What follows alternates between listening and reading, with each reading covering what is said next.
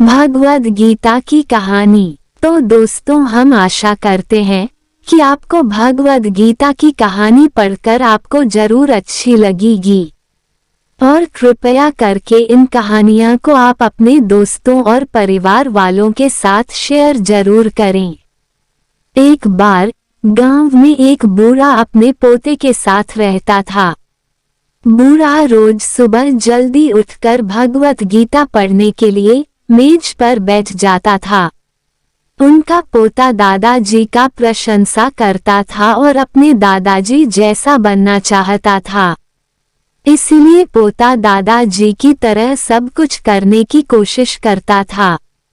एक दिन पोता अपने दादाजी के पास गया और कहा, दादाजी, मैं आपकी तरह रोज मेज पर बैठकर भगवद गीता पढ़ता हूँ, लेकिन मैं इसे ज्यादातर समझ नहीं पाता हूँ और जो कुछ भी मैं समझ पाता हूँ, किताबें बंद करने के साथ साथ में उसे भूल जाता हूँ।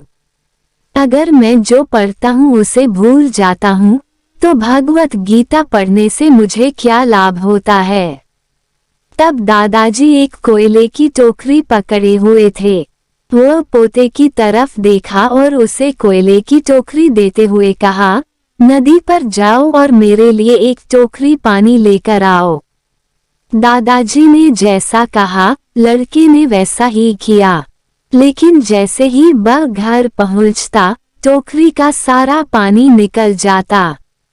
दादाजी ने मुस्कुराते हुए कहा, वापस पानी लेने के लिए नदी में जाओ और फिर से कोशिश करो, लेकिन इस बार थोड़ा तेज चलने की कोशिश करना। लड़का मान गया और इस बार नदी से पानी लेकर जल्दी घर पहुंचने के लिए तेज भागा। लेकिन इस बार भी घर आने के बाद दादाजी ने देखा तो टोकरी खाली थी। दादाजी ने पोती को फिर से कोशिश करने के लिए कहा, लेकिन हर बार रास्ते में टोकरी से पानी निकल जाती है और टोकरी खाली हो जाती है। लड़का थक गया और अपने दादाजी को कहा, दूर नदी से टोकरी में पानी लाना असंभव है। मैं आपके लिए पानी से भरी बाल्टी ले सकता हूँ। दादाजी ने उत्तर दिया, मुझे पानी की बाल्टी नहीं चाहिए। मैं चाहता हूँ तुम उस कोयले की टोकरी में से ही पानी हमारे लिए नदी से पानी लेकर आओ और कोशिश करो। लड़का जानता था कि यह असंभव है, लेकिन उसने अपने दादाजी के बात मानी और फिर से कोशिश की। इस बार लड़का जितनी जल्दी हो सके दौड़ा, लेकिन फिर से टोकरी खाली थी। लड़का थक गया और उसने अपने दादाजी को कहा, खो दादाजी, इस टोकरी से नदी में से पानी लाना हमारे लिए असंभव है। दादाजी ने उत्तर दिया, तुमको लगता है कि यह असंभव है, लेकिन जरा टोकरी को देखो। लड़के ने टोकरी की ओर देखा कि टोकरी बहुत साफ सुथरी दिख रही है। उसने देखा टोकरी से कोयले के सारे दाग हट गए हैं। अब कोयले की टोकरी अंदर और बाहर से साफ हो गया था।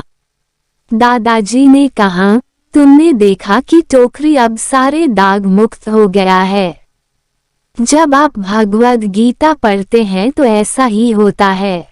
तुम जो पढ़ते हो उसे तुम समझ या याद नहीं रख सकता है, लेकिन ये शब्द तुमको अंदर और बाहर से बिल्कुल बदल देगा।